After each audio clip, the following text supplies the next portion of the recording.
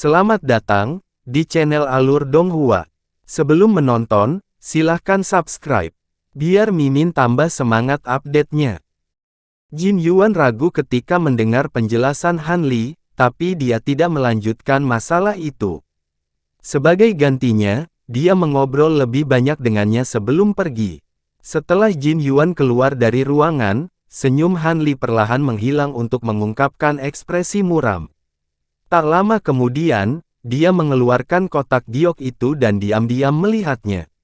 Monarch Soul Divergence dengan tenang bertanya, apakah Anda berencana untuk benar-benar melihat makam kuno itu?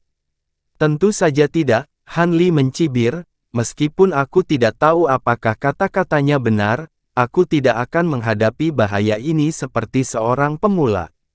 Namun, saya cukup penasaran dengan makam raja ini.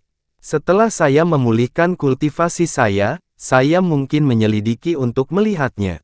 Namun, jelas bahwa dia tidak memberitahuku ini karena kebaikan hatinya. Mengatakan bahwa kita telah menjadi teman cepat, apakah dia percaya aku masih kecil? Bagaimana mungkin seorang lelaki tua seperti dia dengan mudah memberitahu orang lain tentang masalah rahasia ini, apalagi orang asing yang baru dia temui? Mengingat betapa bersemangatnya dia, itu pasti jebakan. Betul sekali. Tetapi jika orang-orang muda itu baru saja meninggalkan sekte, mereka pasti akan ditipu oleh orang-orang seperti itu dengan mudah. Dia percaya bahwa dia berhasil mendapatkan kepercayaan Anda dan kemungkinan besar akan mengkhianati Anda di masa depan. Mengingatkan saat aku, Monarch Soul Divergence lalu menghela nafas dan suaranya tiba-tiba berhenti. Oh, apakah senior tertipu oleh tipuan seperti itu di masa lalu? Han Li bertanya sambil terkekeh. Monarch Soul Divergence mendengus beberapa kali karena malu. Saya juga pernah muda, itu tidak terlalu aneh. Tidak apa-apa. Junior ini tidak akan bertanya kepada senior tentang masa lalunya yang memalukan. Namun, sepertinya Weeping Soul Beast tertarik dengan item ini. Kelihatannya cukup aneh. Wajah Han Li menjadi kosong dan dia menamparkan kantong binatang buas di pinggangnya, melepaskan seberkas cahaya hitam. Itu mendarat di atas meja dan menampakkan dirinya sebagai monyet mini setinggi kaki yang ditutupi bulu hitam legam.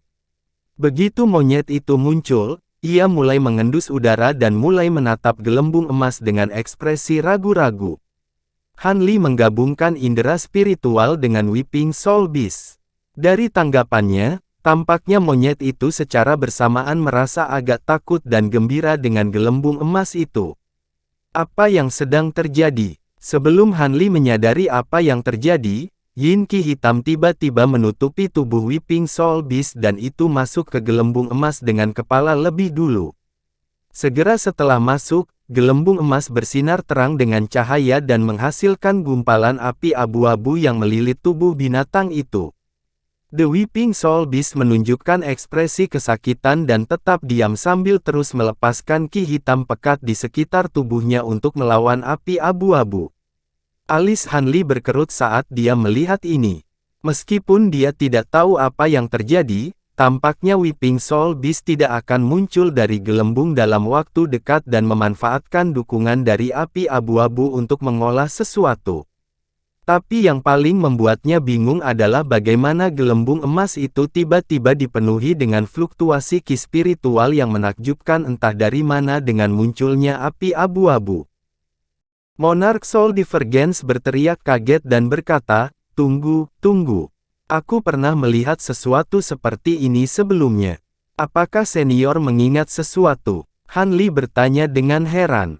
"Biarkan aku berpikir," jawab Monarch Soul Divergence dengan suara serius, "itu sudah lama sekali."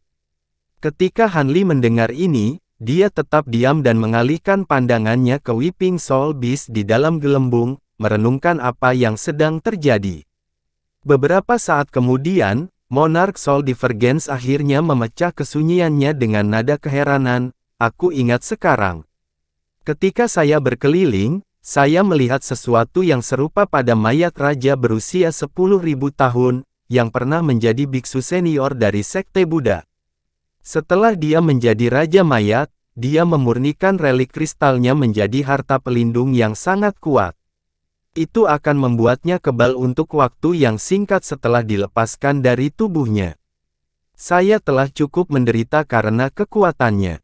Namun, ini masa lalu dan penghalang pelindungnya berwarna perak. Selanjutnya, jenis harta karun ini harus disembunyikan di dalam tubuh Raja Mayat. Bagaimana seorang kultivator pendirian yayasan seperti Jin Yuan mendapatkannya? Kamu berada di bawah belas kasihannya. Karena sangat kuat, itu bisa dianggap sebagai harta yang sangat berharga. Han Li kemudian bertanya dengan nada khawatir, apakah menurutmu itu menimbulkan bahaya bagi Weeping Soul Beast? Monarch Soul Divergence bergumam, kamu masih belum menyadarinya. Binatang roh Anda saat ini sedang menyerap api mayat yang terkandung dalam relik. Tidak hanya Anda yang tidak normal, tetapi semua makhluk roh Anda juga luar biasa, khusus yang satu ini menahan hantu dan roh. Selama bertahun-tahun saya hidup, saya belum pernah mendengar binatang buas seperti ini. Menyerap api mayat. Han Li memeriksanya sejenak dan menemukan bahwa Yin Qi dari Weeping Soul Beast perlahan-lahan memakan api abu-abu, sangat melegakannya. Setelah mengingat kata-kata Monarch Soul Divergence, dia tidak bisa menahan senyum masam dan berkata, sejujurnya, binatang ini telah sangat menyimpang dari metode kultivasi aslinya dan telah berevolusi beberapa kali. Sulit untuk mengatakan apakah itu masih Weeping Soul Beast. Oh. Jadi itu varian binatang roh. Saya bertanya-tanya mengapa ada desain hantu iblis di punggungnya. Dan mengingat warna api abu-abu muda, itu pasti api mayat murni yang berusia lebih dari 10.000 tahun. Kultivator biasa dan binatang roh akan binasa saat bersentuhan, tetapi binatang buas ini berani memakannya. Touch, benar-benar tidak biasa. Namun, tampaknya harta karun itu belum sepenuhnya dimurnikan dan tidak memiliki master, atau akan dilacak oleh Raja Mayat yang menciptakan harta karun itu, tidak peduli jaraknya. Ini sendiri cukup aneh. Setelah hening sejenak, Han Li tersenyum dan berkata, masih belum mengenali seorang master. Dalam hal ini, setelah Weeping Soul Beast selesai memakan api mayat, saya akan memperoleh harta secara gratis. Touch, saya tidak berpikir bahwa saya akan memperoleh harta Buddha yang berharga sebelum dapat memperoleh teknik Buddha. Saya benar-benar ingin melihat kekuatan bentuk penghalang relik itu. Monarch Soul Divergence menghela nafas, saya juga harus menyebutkan bahwa ini bukan relik kristal belaka tetapi relik Vajra. Sebagian besar peninggalan kristal berwarna putih dengan beberapa warna lain. Hanya relik emas yang diberi nama relik Vajra dan jarang terlihat. Biasanya, kultivator Buddhis yang memurnikan relik Vajra semuanya diberi peran sebagai pelindung Vajra dari sekte tersebut. Itu adalah posisi yang paling sebanding dengan gelar penatua penegak hukum di sekte lain. Mata Han Li berkedip dan dia bertanya, kalau begitu maksudmu mengatakan bahwa peninggalan ini seharusnya lebih hebat daripada yang kamu temui di masa lalu. Setelah ragu-ragu, Monarch Soul Divergence menjawab dengan nada yang agak tidak pasti, itu seharusnya terjadi mengingat reputasi relik Vajra yang termasyhur di sekte lain, tetapi saya tidak pernah memiliki kesempatan untuk mengujinya sehingga sulit untuk mengatakannya. Han Li tersenyum dan berpikir untuk menanyakan sesuatu yang lain ketika gelembung emas tiba-tiba bergetar dan setitik cahaya hijau seukuran butiran tiba-tiba keluar darinya. Khawatir, dia memusatkan indera spiritual ke sana. Tiba-tiba, lampu hijau sepertinya menabrak sesuatu dan mulai memantul di udara. Ini disebabkan oleh indera spiritual tersembunyi yang dikelilingi oleh Han Li. Kemudian, Weeping Soul Beast mendengus dan melepaskan kabut cahaya dari hidungnya, menyeret lampu hijau kembali ke gelembung dan ke perutnya. Han Li mengerutkan kening saat dia melihat ini dan menatap gelembung emas sebelum samar-samar menebak sesuatu. Di ruang kuburan lebih dari 1000 km jauhnya, ada 3 peti mati batu yang disusun bersebelahan. Ruangan itu sangat besar, terbentang lebih dari 300 meter dengan dinding yang diukir dengan mural kuno, dan samar-samar diterangi oleh guci tembaga besar yang berdiri di setiap sudut, semuanya dipenuhi dengan api hijau yang mengamuk. Pada saat bola cahaya hijau dikonsumsi oleh Weeping Soul Beast, teriakan kesakitan terdengar dari salah satu peti mati dan ledakan besar bergemuruh, diikuti oleh tutup peti mati yang ditembakkan 10 meter di udara sebelum jatuh ke lantai. Blackie berkumpul dari peti mati dan siluet tinggi tiba-tiba muncul dari dalamnya. "Putraku, apa yang terjadi? Kenapa kamu marah?" Suara seorang pria parubaya terdengar dari peti mati di tengah ruangan. Itu tenang, dalam, dan bergema. Siluet tinggi terbungkus ki hitam meraung beberapa kali sebelum berhasil menenangkan diri untuk mengucapkan beberapa kata. Saya, benang, indera spiritual, hilang. Benang indera spiritualmu hilang." Suara halus seorang wanita tiba-tiba terdengar dari peti mati yang lebih kecil di dekatnya. "Mungkin seseorang melihat inkarnasi yang kamu kirimkan dan mengirimkannya.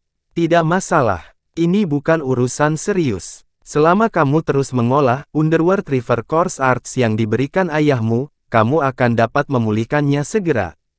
Tidak perlu marah. Apakah Anda masih tidak dapat mengendalikan temperamen Anda?" Siluet jangkung itu kemudian memukuli dadanya dengan tinjunya dan mengerang, "Tapi, Vajra, barrier. Penghalang Vajra. Maksud Anda penghalang yang saya sempurnakan dari biksu yang saya bunuh terakhir kali saya bangun. Bukankah saya sudah membantu Anda menyempurnakan, sebelum menyerahkannya kepada Anda? Mengapa Anda belum membuatnya mengenali Anda sebagai tuannya?" Suara pria parubaya itu berubah cemberut dan sedingin es. "Aku." Siluet hitam itu menjadi bingung ketika dia mendengar ini dan untuk sesaat, dia kehilangan apa yang harus dikatakan. "Raja Agung, tolong jangan salahkan pangeran untuk ini. Aku sudah membicarakan masalah ini dengannya." Rangan terdengar dari peti mati yang lebih kecil dan tutupnya terbuka. Tubuh ramping duduk tegak darinya, tapi sulit untuk melihat dengan jelas penampilan wanita itu di ruangan remang-remang. "Apa yang sedang terjadi?" Suara parubaya itu bertanya dengan nada yang lebih lembut, "Selir tercinta, jelaskan padaku. Penghalang Vajra itu adalah harta yang sangat berharga. Saya melihat kekuatan sihir putra saya masih dangkal jadi saya telah memberikannya untuk perlindungannya." Suara wanita itu ragu-ragu sebelum menghela nafas dan berkata, "Beberapa tahun yang lalu ketika Yang Mulia tidur, pangeran telah mengirim inkarnasinya ke permukaan, bermaksud untuk menarik kekuatan cahaya bulan untuk menyempurnakan harta karun itu. Tapi saat dia hendak melakukan upacara pengakuan master, sekelompok manusia tiba-tiba mengganggu dari luar. Karena sang pangeran menyerap kekuatan cahaya bulan, sebagian besar larangan istana tetap terbengkalai, kultivator sampai mengganggu ruang utama pangeran. Tak berdaya, sang pangeran hanya bisa menghentikan sementara upacara dan mengaktifkan boneka mayat untuk membantu membuang para kultivator. Namun, salah satu dari mereka agak pintar dan telah melihat identitas pangeran sebagai Raja Mayat, dan segera memohon untuk ditempatkan di bawah batasan apapun sebagai ganti nyawanya. Pangeran melihat beberapa potensi untuk membawanya masuk dan menempatkannya di bawah batasan. Dan apa hubungannya dengan relik Vajra? Suara pria parubaya itu bertanya dengan tidak sabar. "Tolong tenangkan dirimu, Yang Mulia." Wanita itu buru-buru menjelaskan, intinya adalah lelaki tua itu memberi ide pada pangeran. Orang tua itu berkata bahwa dia akan dapat dengan mudah mengumpulkan jiwa-jiwa primal para kultivator dari dunia luar. Tidak perlu bagi kita untuk mencari mereka sendiri. "Oh, katakan padaku bagaimana dia akan melakukan ini." Suara pria parubaya itu berkata dengan nada ingin tahu. "Ini cukup sederhana." Orang itu menyebutkan bahwa sang pangeran harus menyerahkan harta aneh yang langka kepadanya dan menyembunyikan seutas indera spiritual di dalamnya. Setelah itu, dia akan menjual barang itu ke kultivator liar, dan memikat mereka untuk berinisiatif menemukan makam pangeran. Ini akan membawa kematian mereka sendiri, tetapi jika mereka tidak pergi ke makam, indera spiritual sang pangeran akan menemukan kesempatan untuk mengaktifkan batasan tersembunyi pada harta karun itu, memusnahkan orang yang memegangnya. menjebak jiwa mereka di dalam harta sebelum dibawa kembali ke kubur. Namun, harta karun itu pasti jarang terlihat dan kita harus benar-benar menyembunyikan jejak benang indera spiritual pangeran, atau api mayat yang dikandungnya, atau semuanya akan sia-sia. Pria parubaya itu dengan dingin menyela, tidak perlu melanjutkan. Tentunya sang pangeran menyerahkan relik Vajra kepada lelaki tua ini sebelum harta itu disempurnakan untuk mengakui sang pangeran sebagai tuannya. Hanya dengan sifat Buddhis relik itulah sang pangeran dapat menyembunyikan mayat Ki. Itu benar, ini benar-benar seperti yang dipikirkan Yang Mulia. Karena begitu pangeran diakui sebagai tuannya, relik Vajra tidak lagi dapat menyembunyikan mayat Ki dan mengingat sejumlah besar jiwa kultivator yang dibutuhkan pangeran saat ini, dia mengambil risiko dan menyerahkannya. Namun, saya dengan sengaja menginstruksikan orang tua itu untuk tidak memprovokasi kultivator manapun di atas tahap formasi inti dan berisiko membuat orang lain melihat melalui tindakan tersebut, dan selama beberapa tahun terakhir, kami telah mengirimkan banyak kultivator kepada kami tanpa kecelakaan. Tetapi sekarang tampaknya itu seseorang telah tidak patuh, menyebabkan harta itu dirampas dan benang indera spiritual sang pangeran dihancurkan. Kami nanti akan mengaktifkan pembatasan pada jiwa primal orang ini dan menginterogasinya dengan benar. Pria parubaya itu dengan dingin mendengus dan berkata, "Berapa banyak jiwa kultivator yang kamu peroleh dalam skema kecil ini?" Saya sudah meminta Jenderal G merencanakan sesuatu. Setelah dia selesai, kita akan memiliki persediaan jiwa kultivator yang dikirimkan kepada kita. Tidak perlu lagi memikat para kultivator itu. Apakah itu alasan mengapa Yang Mulia membawa Jenderal G keluar beberapa tahun yang lalu dan kembali sendirian? Wanita itu berkata dengan kaget. Iya, Jenderal G sekarang menyamar sebagai seseorang, mengendalikan klan kultivator, dan membuat mereka bekerja untuk kita. Untuk menyembunyikan dirinya, Jenderal G bahkan memanipulasi aliansi klan untuk memusnahkan klan asal Buddha. Tetua klan Buddha melihat ada sesuatu yang salah dan ingin memberi tahu sekte Buddha terdekat, tetapi saya secara pribadi memusnahkan kultivator formasi inti mereka. Kemudian, Jenderal G memimpin klan kultivator lainnya untuk membantai anggota yang lain. Suara pria itu terkekeh sinis dengan jejak kepuasan. Dengan nada kaget, wanita itu berkata, "Kalau begitu, rencana Yang Mulia adalah..." Hehe, ini bukanlah sesuatu yang rumit, Anda pasti akan mengetahuinya cepat atau lambat. Ini adalah ide yang diberikan oleh Raja Angin Surga dari Gunung Fangjian ketika dia terakhir berkunjung. Dia telah melakukan hal yang sama dan belum ditemukan. Selama kita berhati-hati, kita tidak akan mengkhawatirkan jiwa kultivator dalam 300 tahun mendatang. Bahkan jika keadaan serba salah, kita bisa memindahkan makam dan membuat diri kita langka. Terlepas dari beberapa eksentrik lama di Great Jin, siapa yang bisa menghentikan saya?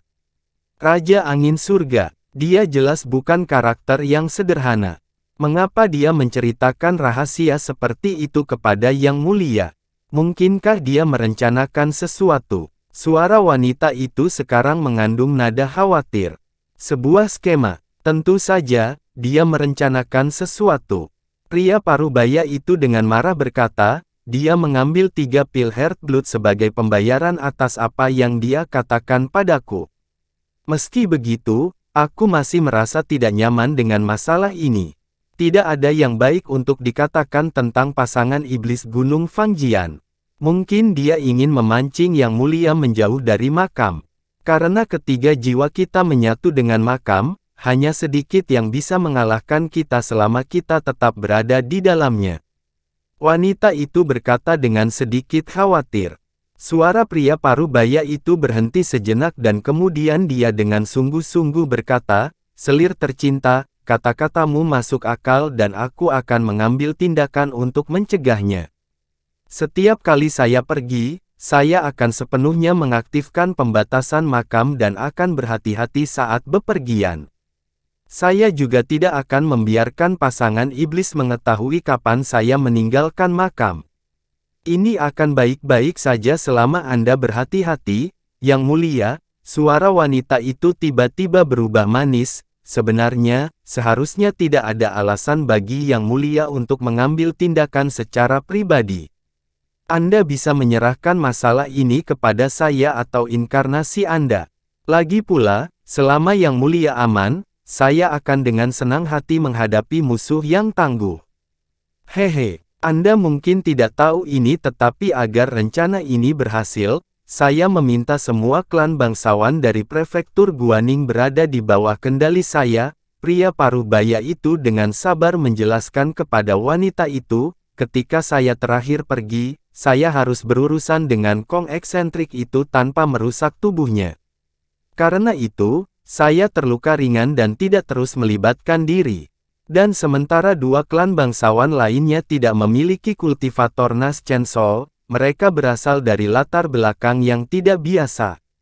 Mereka memiliki beberapa harta langka yang efektif melawan bidat seperti kita. Saya rasa kedua klan telah didirikan oleh sekte asal mereka dalam upaya untuk memantau saya. Tetapi karena saya tidak aktif selama lebih dari 1000 tahun, mereka telah melupakan saya dan sekarang saya dapat mengurus mereka semua sekaligus. Ketika sekte ini menemukan saya dan mengambil tindakan. Kalau begitu aku harus mengucapkan selamat kepada Yang Mulia sebelumnya. Setelah memurnikan tubuh mayat surgawi, Yang Mulia tidak lagi terbatas pada makam ini," kata wanita itu dengan nada senang. Pria parubaya itu terkekeh dan berkata, "Ketika saatnya tiba, saya akan dapat menggunakan teknik untuk membebaskan jiwa Anda dan pangeran dari makam ini."